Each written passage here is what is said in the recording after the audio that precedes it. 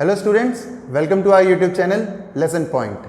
I am your teacher Rohit Sharma and today we will study chapter 1 What, Where, How and When from NCERT class 6 history textbook.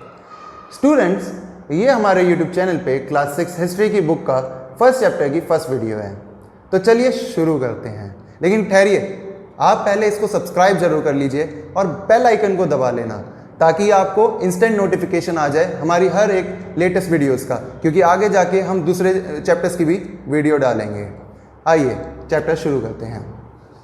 तो हमारे chapter का नाम है what, where, how and when. इस chapter में हम basically deal करेंगे past से। पास्ट से आप क्या समझ पा रहे हैं?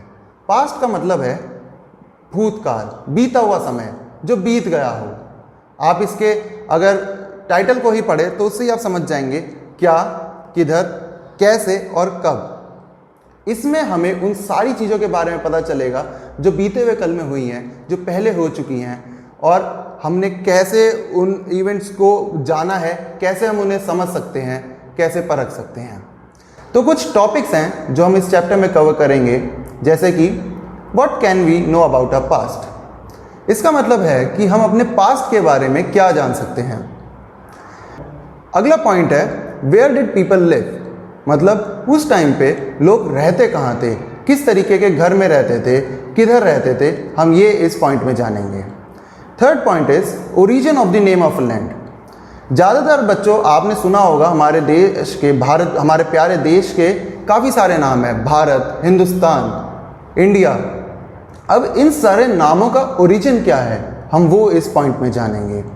Our fourth point is how can we find about our past. इस पॉइंट में हम ये जानेंगे कि हम अपने पास्ट को कैसे जान सकते हैं, क्या तरीके हैं। हम इस पॉइंट में 3 बेसिक एरियाज को कवर करेंगे, जिनमें manuscript, inscriptions and study of remains आएगा।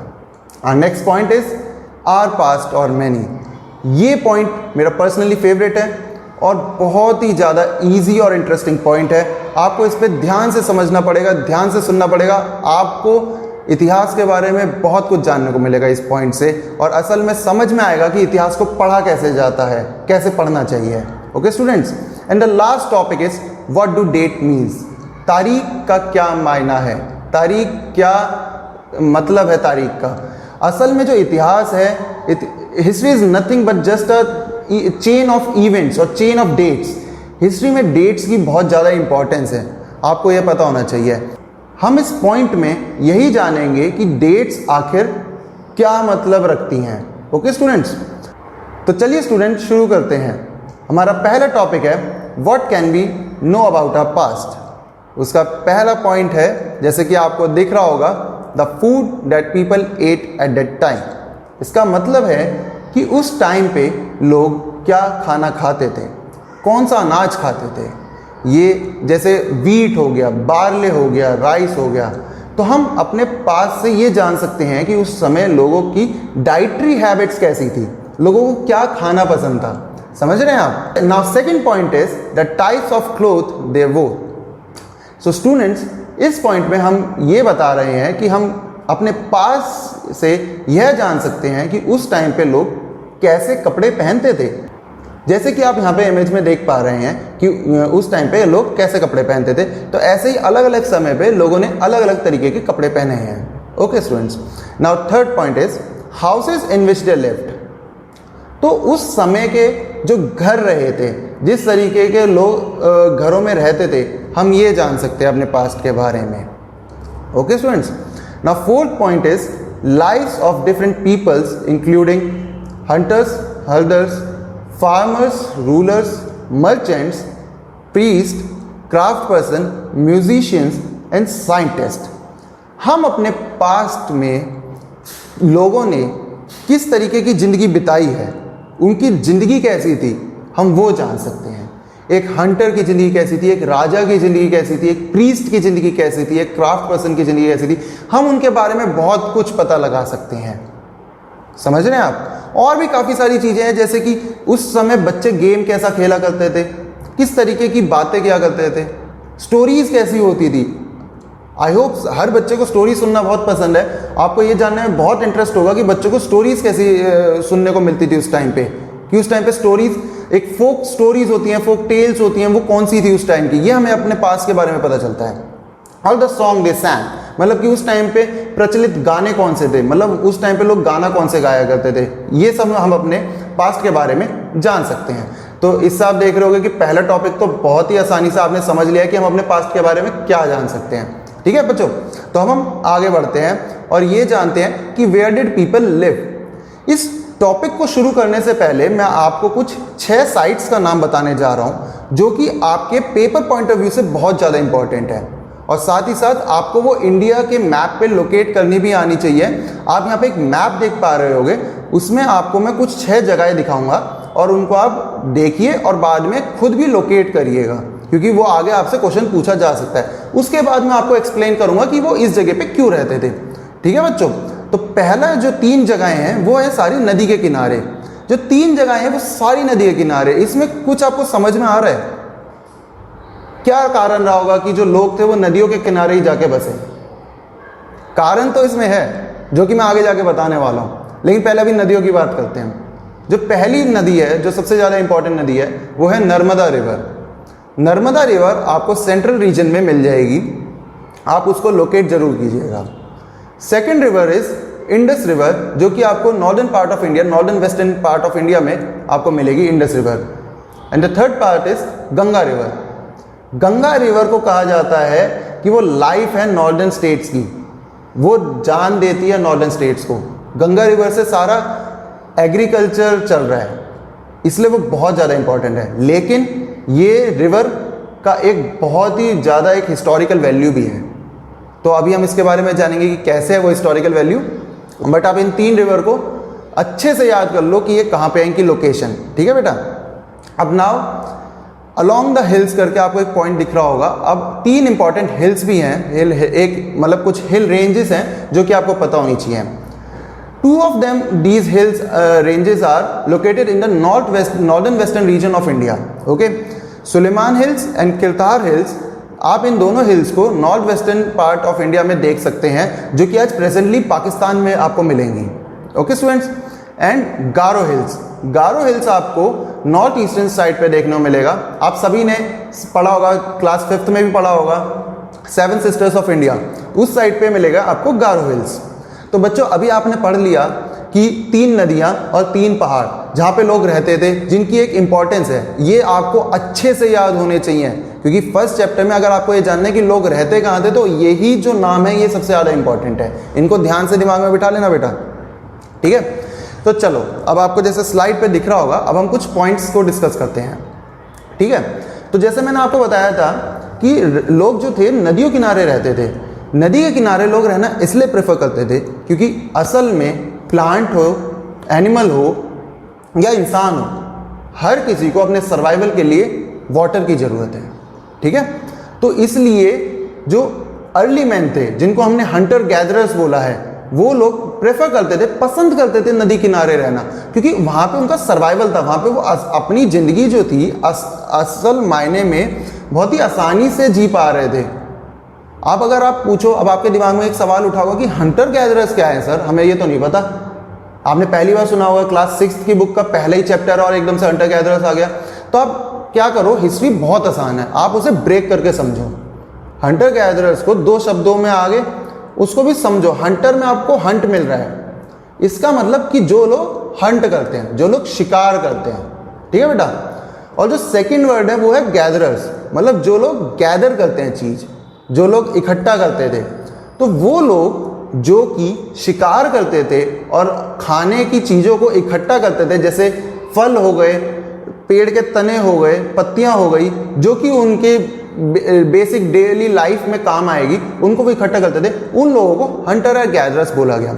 वो लोग नदी किनारे इसलिए रहते थे क्योंकि उनके लिए वो एरिया एक तो सर्वाइवल के लिए बेस्ट था, और दूसरा वो धीरे धीरे उस एरिया को लेकर फैमिलियर भी हो जाते थे। ठीक है, तो ये पॉइंट तो बड़ा आसान है, ये तो समझ में आ गया कि लोग नदियों किनारे क्यों रहते थे और कौन रहते थे, ये याद रखना, हंटर गैदरर्स। ठीक है, तो अब नेक्स्ट पॉइंट पे चलते हैं। नेक्स्ट पॉइंट में बोला गया है कि around 4700 years ago cities flourished on the banks of Indus river.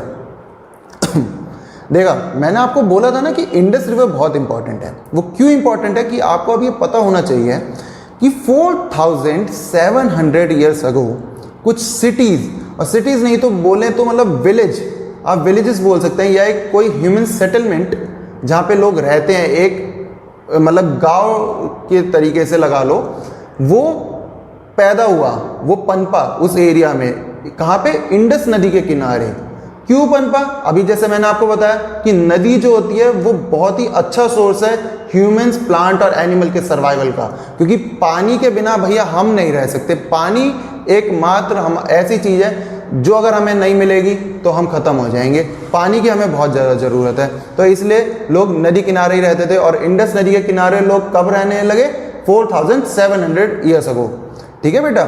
अब थोड़े टाइम बाद, असल में थोड़े टाइम तो नहीं, काफ़ी हजार साल का वो इसमें फ़र्क है, लेकिन आपको फिर भी बताने के लिए मैंने बोला है थोड़े टाइम बाद, पर 2500 ईयर्स अगो कुछ सिटीज़ गंगा रिवर के किनारे भी इमर्ज हुई। जैसा अभी मैंने आपको बताया था कि गंगा नदी भी ज़रूरी है, बहुत इंपॉर्टेंट नदी है। तो वो जो नदी के किनारे जो शहर बसने, शहर नहीं तो बोले गांव बसने चालू हुए, वो 2500 ईयर्स अगो पहले बसने चालू हुए। अब जो एरिया जो था, जो कि गंगा नदी के साउथ में था, उसको बोला गया मगध, और उस एरिया में एक किंगडम चालू हुआ जिसको बोला गया मगध किंगडम। टेंशन मत लो, इस टॉपिक के बारे में, मगध किंगडम के बारे में मैं आगे दूसरी वीडियोस में बताऊंगा। इसलिए मैंने बोला कि सब्सक्राइब कर लेना मेरा चैनल और बेल आइकन दबा लेना, ताकि आपको इंस्टेंट नोटिफिकेशन मिले और जान पाओगे असल में मगध किंगडम था क्या। ठीक है, इसके बारे में आगे पढ़ेंगे, लेकिन आपको अभी इतना पता होना चाहिए कि जो एरिया जो साउथ ऑफ द गंगा था, मतलब गंगा के जो नीचे था, वो मगध किंगडम था। ठीक है, अब अगले पॉइंट पे आते हैं, वो है men and women began to grow crops such as wheat and barley about 8000 years ago। अब आपको ये जरूर पता होना चाहिए कि यहाँ पे दो हिल्स के नाम आ रहे हैं, सुलेमान एंड किरथार हिल्स। इसका हिंदी में यहाँ पे ये मतलब है कि आदमी और औरतों ने कुछ फसलें उगानी चालू करी, वीट और बार्ले की। कब? बेटा 8000 साल पहले, around the areas of Sulaiman and Kirthar hills. देखो कितनी पुरानी बात है ये, कितनी इंटरेस्टिंग चीज़ है कि हम इतनी पुरानी बात को अभी भी पढ़ रहे हैं। ये बहुत इंटरेस्टिंग चीज़ है। लोग वैसे ही बोलते हैं कि हिस्ट्री बोरिंग है, और हमारे तो चैनल का मोटिव भी ये है, ये हम यही मानते हैं कि बोरियत हटाओ, नॉलेज बढ़ाओ। हिस्ट्री बिल्कुल भी बोरिंग नहीं है, पढ़ने का तरीका आना चाहिए बस, और वो तरीका मैं आपको सिखा रहा हूँ। समझते रहो, बस साथ साथ पढ़ते रहो, ध्यान लग जाएगा, अच्छे से पढ़ पाओगे। तो सुलेमान और किरतार हिल्स के आसपास वीट और बार्ले की फसलें उगाई गई 8000 साल पहले, और उसी जगह पे लोगों ने जानवरों को भी पालना चालू किया, जैसे शीप, गोट और कैटल। ठीक है, अब अगले पॉइंट में है गारो हिल्स और विंध्या।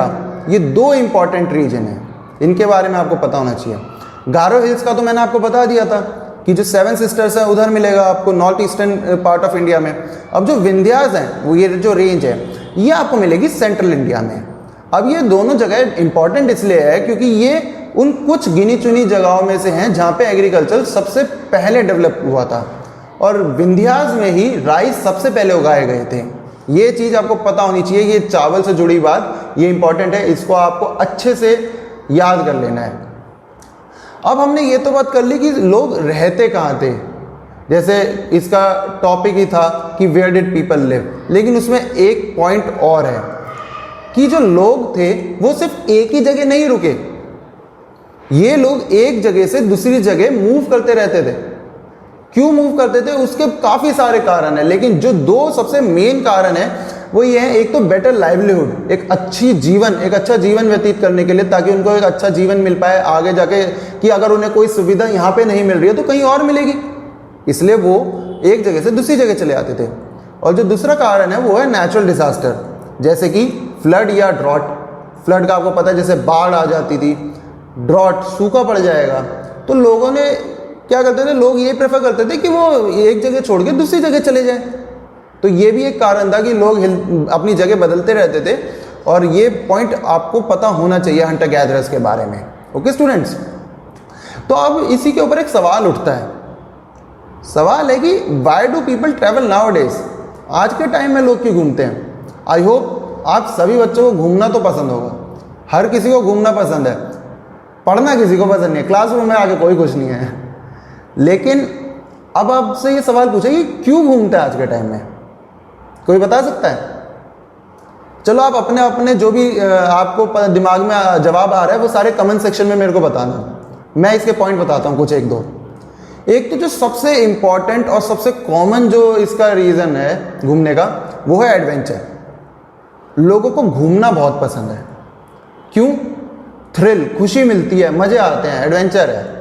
आपको ही देख लो, पिकनिक पे लेके जाने की बात बोलेंगी टीचर, भाग के जाओगे। आप देख लो, आपको अभी मौका मिले कहीं घूमने चलते हैं, फटाफट तैयार हो जाओगे। और लोगों को देखो ना, विदेश में जाते हैं, दूसरी स्टेट्स में जाते हैं, मॉन्यूमेंट्स पे जाते हैं, हिस्टोरिकल साइट्स पे जाते हैं देखने, अलग अलग पहाड़ों में जाते हैं, बीचेस पे जाते हैं, ट्रैकिंग करते हैं पहाड़ों में। ये क्यों करते हैं? क्योंकि उनको एक एडवेंचरस फीलिंग आती है, वो इसलिए करते हैं। समझ रहे हो? दूसरा जो इसका रीज़न हो सकता है वो हो सकता है एम्प्लॉयमेंट।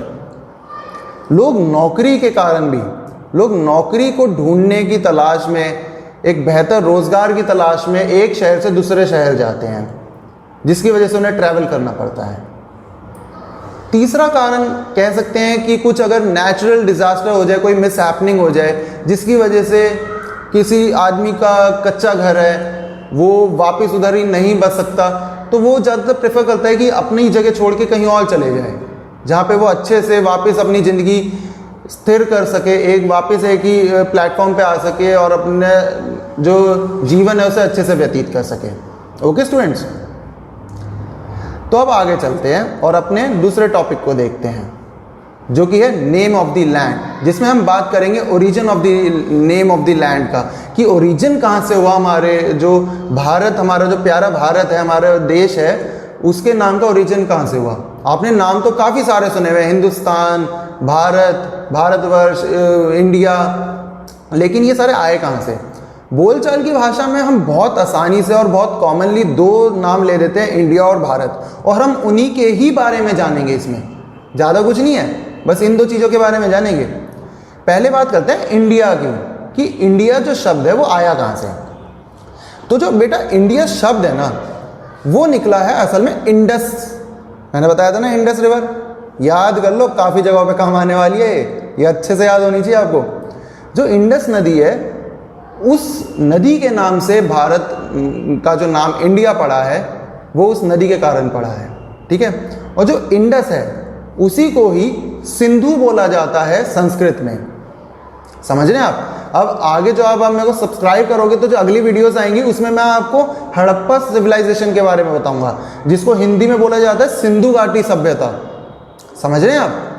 तो आप आगे सब्सक्राइब करिए, अगली वीडियो में देखो, बहुत इंटरेस्टिंग कंटेंट में देखने को मिलेगा, अच्छे से चैप्टर समझाऊंगा सारे।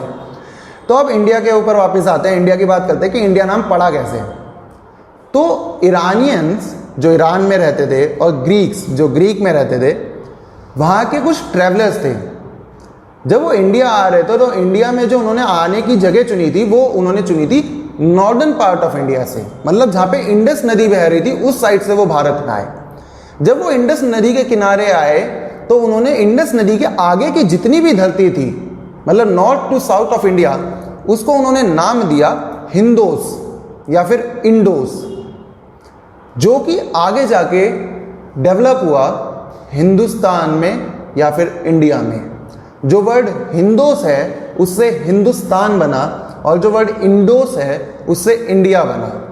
तो आपको इंडिया का ओरिजिन तो समझ में आ ही गया होगा कि कहाँ से आया है। बहुत ही सरल भाषा में और इजी तरीके से समझाया है। अब दूसरे नाम की बात करते हैं, भारत की। बेटा जो भारत वर्ड है वो हमारा एक टेक्स्ट है, एंशिएंट टेक्स्ट ऋग्वेदा, उससे लिया गया है। यह वर्ड ऋग्वेदा में काफ़ी बार आया है। असल में यह वर्ड उस वेदा में, उस एंशिएंट टेक्स्ट में किन के लिए लिखा गया था? यह उन लोगों के लिए लिखा गया था जो कि नॉर्थ वेस्टर्न रीजन में रहते थे, जो कि आगे चल के भारत हुआ, और आज पूरी इंडिया को हम भारत कह के भी बुलाते हैं। तो इसके साथ मैंने आपको बहुत ही अच्छे तरीके से यह समझाया है कि जो हमारा देश है उसके जो नाम है दो, इंडिया और भारत, उसका ओरिजिन कैसे हुआ है, वो नाम असल में अस्तित्व में आया कैसे। ठीक है बच्चों? तो अब आगे बढ़ते हैं और अगला टॉपिक देखते हैं कि how can we find about our past. ये बहुत ही ज़्यादा इंटरेस्टिंग टॉपिक है। इसमें आप 3 चीज़ों के बारे में पढ़ेंगे, मैन्युस्क्रिप्ट्स, इंस्क्रिप्शन और स्टडी ऑफ रिमेन्स। तीनों ही चीज़ें मैं आपको समझाऊंगा, उनकी फ़ोटोज़ भी दिखाऊंगा। लेकिन उससे पहले आप मेरे को एक चीज़ बताइए, आपको अगर ये जानना है कि आपके घर में 10 साल पहले या 20 साल पहले गाड़ी कौन सी थी, तो आप क्या करोगे? कोई ऐसा तरीका कर आप अपनाओगे ना, कुछ ऐसा कि जिससे आपको पता चल सके कि पास्ट में, मतलब 10 साल पहले की घर में क्या हो रहा था। इसका एक बहुत ही आसान जरिया रहेगा कि आप अपने घर की फ़ोटो एल्बम उठाओ, है ना बच्चों।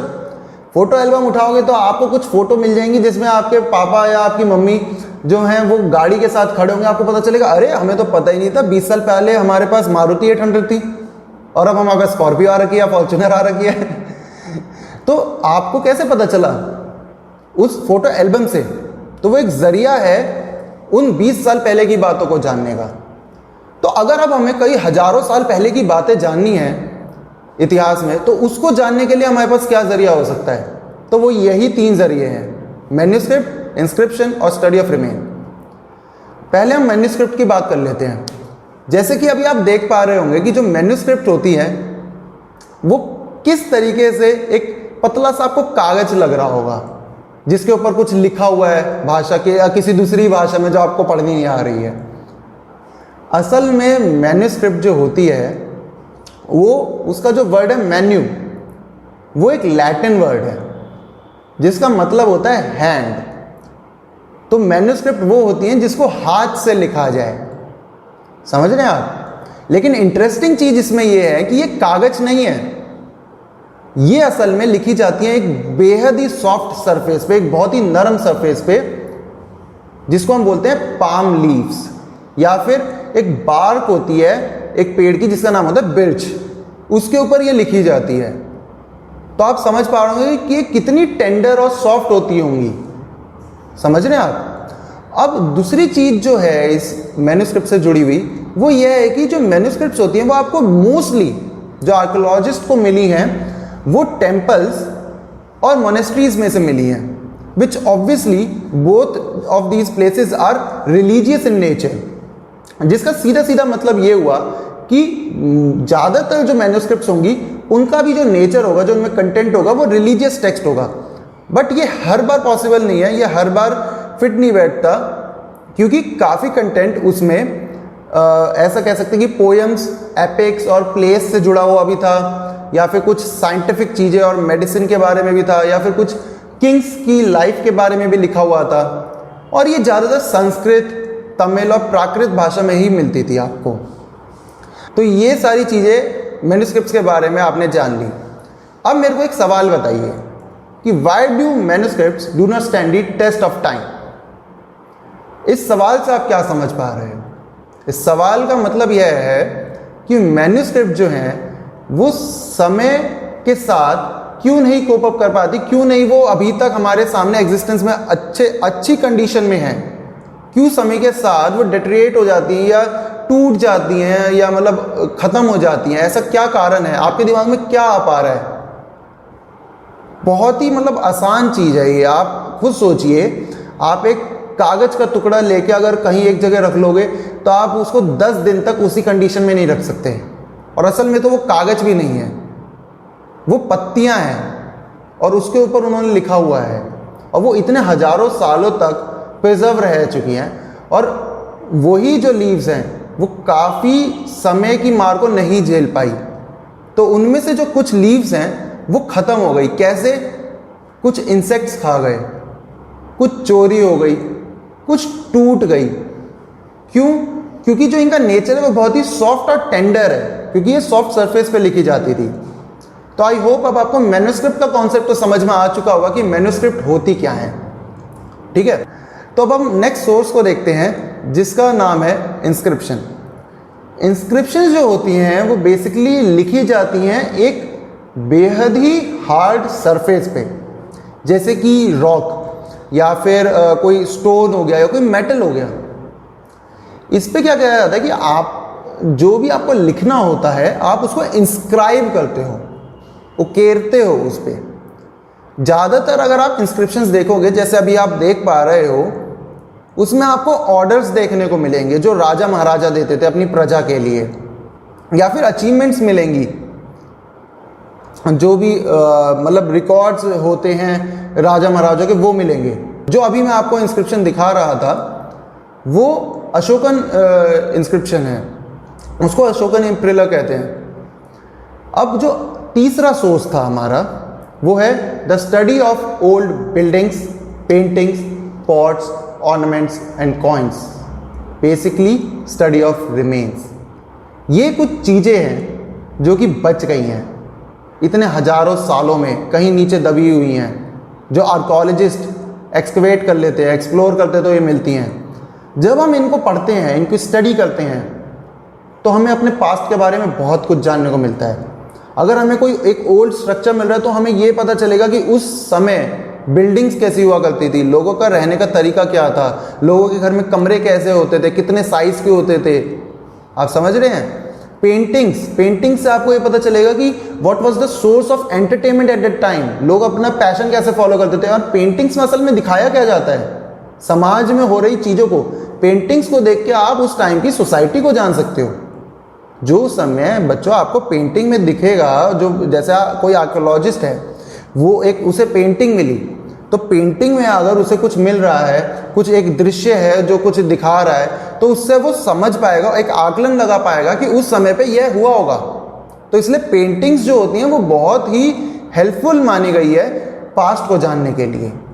बाकी पॉट्स हो गए, ऑर्नामेंट्स हो गए, इन सब से आप एक उस टाइम के डिफरेंट स्टाइल, ट्रेडिशंस को जान सकते हैं। एंड कॉइन्स भी एक अपने आप में बहुत ही ज़्यादा इंपॉर्टेंट रिमेन माना जाता है। कॉइन्स बहुत कुछ बताते हैं उस टाइम की मार्केट और उस टाइम के एक जो राज्य था, जो लोगों का रहने का तरीका था, उसके बारे में। ठीक है बच्चों, अभी जैसे मैंने काफ़ी बार आर्कियोलॉजिस्ट वर्ड यूज़ कर दिया है, आई होप काफ़ियों को पता होगा, लेकिन जिनको नहीं पता है उनके लिए मैं आपको बता दूं, आर्कियोलॉजिस्ट वो होते हैं जो कि स्टडी करते हैं उन ऑब्जेक्ट्स की जो कि बनाए गए थे या यूज करे गए थे पास्ट में।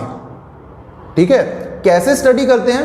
उन्हें एक्सप्लोर करते हैं, एक्सकवेट करते हैं, खुदाई करते हैं धरती की, और कुछ नीचे जाके वो चीज़ें मिलती हैं उनको वो निकालते हैं और उनको पढ़ते हैं और समझते हैं कि असल में ये क्या थी और इनका क्या महत्व रहा होगा उस समय पे। ठीक है बच्चों, तो अब एक दूसरा सवाल जो बनता है वो ये है कि what were the advantages and disadvantages of writing on the hard surfaces. अब एक चीज़ तो पक्की है कि अगर हार्ड सर्फेसेस की बात हो रही है तो ये जरूर इंस्क्रिप्शन है। इंस्क्रिप्शन पे लिखने के क्या फ़ायदे और क्या नुकसान थे, यह पूछा गया इस सवाल में। तो फ़ायदा तो एक बहुत अच्छा फ़ायदा ये है कि वो बरसों तक सेफ रहेगी। अभी देख लो, हमारे पास हजारों साल पुरानी इंस्क्रिप्शंस हैं हमारे पास रखी हुई हैं। वो अलग बात है कि उनको पढ़ने की, उनको समझने की कोशिश हो रही है कि उन पर लिखा क्या गया, लेकिन वो सेफ है, समझ रहे हैं आप। लेकिन अगर इसके डिसएडवांटेज की बात करें तो उसमें यह कहा जा सकता है कि पहला डिसएडवांटेज तो ये है कि लोग तोड़ देते हैं अनजाने में, जान के। ये टूट भी गई हैं काफ़ी सारी। ठीक है, और दूसरे डिसएडवांटेजेस इसकी ये मानी जाएंगी कि ये बहुत ही मुश्किल है एक पत्थर पे उकेरना, एंग्रेव करना कि आप कुछ उस पर लिख रहे हो। ठीक है, तो यही एक फ़र्क है जो कि मैन्युस्क्रिप्ट और इंस्क्रिप्शंस में आपको समझना चाहिए कि मैन्युस्क्रिप्ट जो होती है बच्चों, वो एक सॉफ्ट सरफेस पे लिखी जाएगी, एक पतले पाम लीव्स, पत्ती के ऊपर लिखी जाएगी। और जो इंस्क्रिप्शन जो होगी वो एक हार्ड सरफेस पे लिखी जाएगी, जैसे कोई स्टोन हो जाएगा, कोई मेटल होगा, उन पे लिखी जाएगी। ठीक है, बाकी दोनों के अपने एडवांटेजेस और डिसएडवांटेजेस दोनों के हैं। ठीक है, तो अब आगे बढ़ते हैं और मेरे पर्सनल फेवरेट टॉपिक पे आते हैं जो कि वन पास्ट और मैनी है। असल में इस टॉपिक को पढ़ने के बाद आपको यह पता चलेगा कि हिस्ट्री को पढ़ा कैसे जाता है, असल में हिस्ट्री है क्या। जैसे कि मैंने आपको बताया कि हिस्ट्री एक चेन है इवेंट्स की, डेट्स की। उसी के साथ साथ हिस्ट्री में अलग अलग कहानियाँ हैं। हिस्ट्री को पढ़ने का एक बेस्ट आइडिया आपको देता हूँ, बेस्ट तरीका बताता हूँ कि जो आप जब हिस्ट्री पढ़ रहे होंगे तो केवल एक चश्मे से आप हिस्ट्री को नहीं पढ़ सकते। किसी एक कहानी को समझ के आप पूरा इतिहास नहीं समझ सकते। आपको हिस्ट्री पढ़ने के लिए काफ़ी सारे चश्मों की ज़रूरत है, काफ़ी सारी स्टोरीज़ को पढ़ने की ज़रूरत है। अच्छा, और इजी एग्जांपल से समझाता हूँ आपको। क्रिश 3 मूवी सबने देखी होगी, आपको पसंद होगी, सुपर हीरो है हमारा ऋतिक रोशन जी। अब मेरे को ये बताओ, काफ़ियों को वो पसंद आई होगी, है ना, बट काफ़ियों को नहीं भी आई होगी। तो यही मैं समझाना चाह रहा हूँ कि हर इंसान की अपनी अलग स्टोरी है, हर इंसान की अपनी अलग चॉइस है, जिसकी वजह से सिर्फ एक पास्ट नहीं है। अब इसको और अच्छे से समझने के लिए जरा आप अपनी बुक जो आप खोल के बैठे हुए हो उसको बंद करो और उसका जो मेन कवर है उसको देखो। जब आप उसको देखोगे तो उसमें क्या लिखा हुआ है, आर पास्ट लिखा हुआ है या आर पास्ट लिखा हुआ है? एंड में मतलब एंड में एस लगा हुआ है, मतलब सिंगुलर है या प्लूरल है? तो आप देखोगे कि वो प्लूरल है, जिसका मतलब कि जो हमारा इतिहास है वो किसी एक आदमी या एक राजा का इतिहास नहीं है, वो काफ़ी सारे लोगों का इतिहास है। जब हम इतिहास पढ़ेंगे तो हम काफ़ी सारे लोगों को पढ़ेंगे, उसमें अलग अलग लोग आ जाते हैं।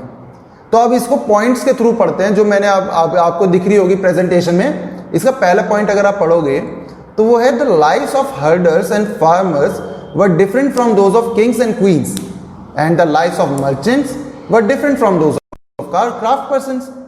इससे आपको क्या समझ में आ रहा है? इससे आप अगर ध्यान से देखो तो आप ये समझ पाओगे कि जो जीवन था हर्डर्स और फार्मर्स का वो अलग था राजा और रानियों से, और जो जीवन मर्चेंट्स का था, जो रहने का तरीका मर्चेंट्स का था, जो लाइफ स्टाइल था वो अलग था क्राफ्ट पर्सन से। समझ रहे हो?